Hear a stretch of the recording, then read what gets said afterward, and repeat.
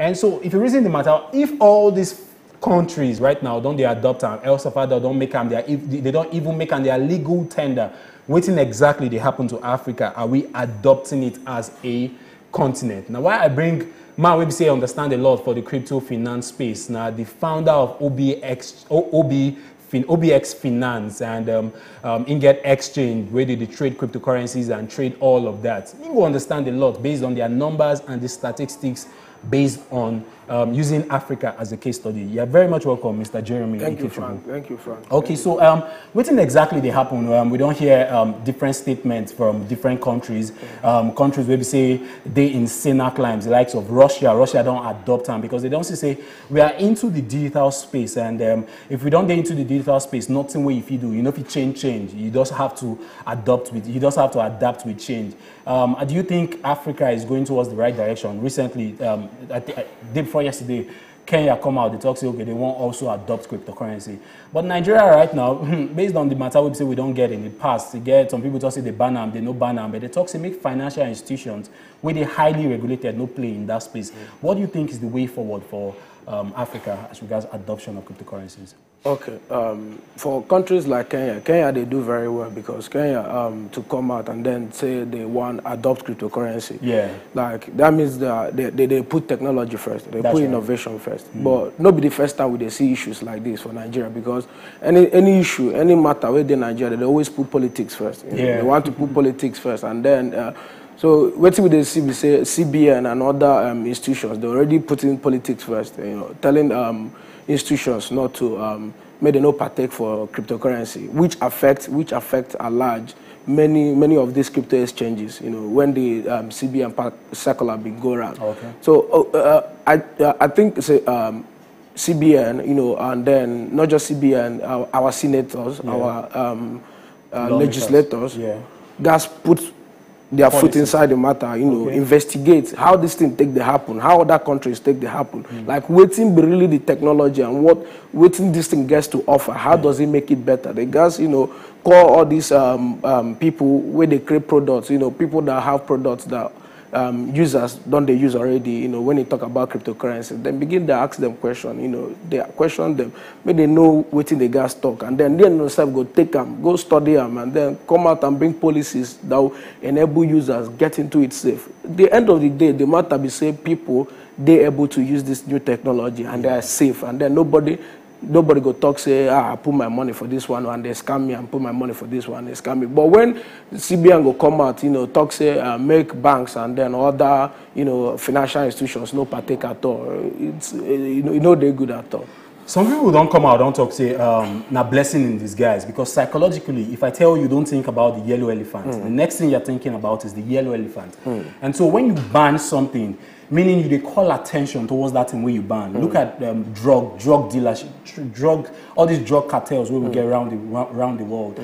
Before the ban of drugs, you know they're very, very prevalent, but immediately they ban them, people come to chook eye for that thing with the ban. And this thing happened for our numbers and statistics. The moment CBN talks to make financial institutions no play for that kind of space with the very volatile cryptocurrencies, a lot of Nigerians begin to play in that space. Even with the numbers, you see, for the global space, we will be second based on statistics as regards numbers and volumes. What do you have to say regarding that? Despite the ban, so you feel say, may they continue this ban, at least they give us the volume, or make they come out the ban, at least make others, make others feel they able to play for the space.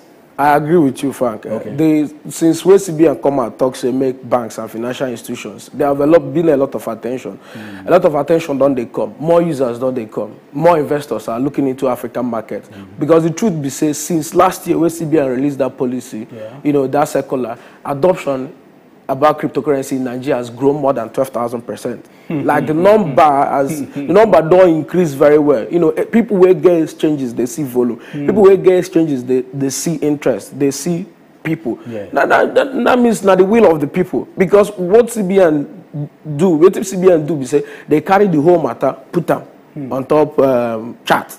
You know, they call people say, okay, make una know they participate, but people don't say, okay, wait till be this Bitcoin with CBN, don't they tell us to participate, because they don't know say anything where government they tell us say make we no go there, they don't say something they there. Something they there. So not just about users, not just about Nigerians. You know, plenty people, plenty investors like foreign investors, US investors, don't they look into this space? And since where CBN ban banks and then other institutions, maybe they know they took their hand inside anything we concern crypto with all these companies. What we don't see, we say a lot of all these companies have been raising funds all here and there. That means the adoption is growing. But we not go talk say this thing don't give us number, this thing don't give us the users where we need. Say it will continue to be like that. Okay. Because now another thing we say, most of these things we say now very soon now these exchanges we go begin they play regulatory fight with CBN and go good. So now we be say it don't go mainstream. CBN don't say okay, people they interested in this thing. Or say there have been an increase in the number of people that are playing, more than before. Now it's time for CBN. May they come in, come discuss with us, be able to bring out policies will go work, licensing will go work. Because now the next stage of development, most of these future investors now go begin they ask the real question. They say, your country where they operating, are you licensed? You get licensed to operate in these countries. So we just, I think, in a time where we say CBN gas calm down, come to us, or we come to them, then we discuss about this, make a level amount. Okay, so I be CBN. My name is CBN right now, and I come meet you. What exactly is the advice you're going to give me regarding approaching such a thing like this? Okay. Tell me the policies where it is if we put in place, and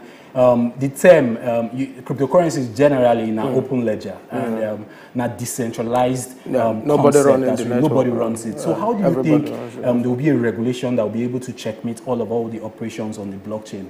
Yeah, I don't know if you get what we're talking about. Yeah, it be something. Which regulation you say CBN put in place? So you say the team pass their power based on say nobody they in charge on the blockchain, or if you say you get some kind of regulatory bodies and regulatory policies where they put in place to make sure say they checkmate activities around the blockchain. The technology is still there new, so we don't need rush. Okay, now something will go take time. Regulation no be something where they happen instant. We guys first start from the first which are the players. Okay. We guys know which players you want make they play, which players you want, how you want. If anybody want enter, build company, we go to offer people cryptocurrency services. Waiting be the requirements where you need them, make they get with all the regulatory agencies. Now the first step, then once we know the players, then we go begin to discuss now how far away you want to make your citizens go.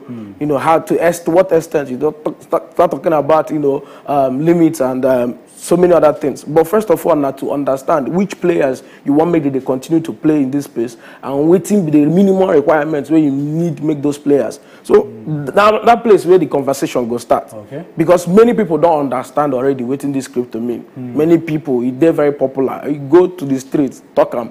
Many people don't understand what Bitcoin mean. Many people say don't get Bitcoin wallet.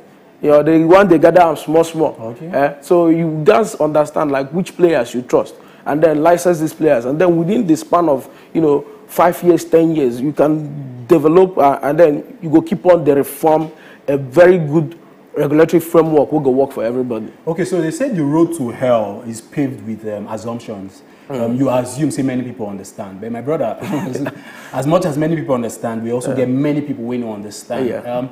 People where they come into the space, beginner investors, we want people where we say they're very, very curious and curious about the space. What would be your advice to beginner investors how to approach this space? Now, don't forget about CBN, regulators, and all of that. Now, the investors, incumbent investors who are about to enter the space, how would you, if you say, be the advice where if you give them? So, again, as the crypto market in Nigeria, most of the crypto market, like the bigger percentage in the crypto market, now P2P, like people, on P2P platforms, people selling to each other. Okay. So, for anybody where they enter, the first advice I go give now education.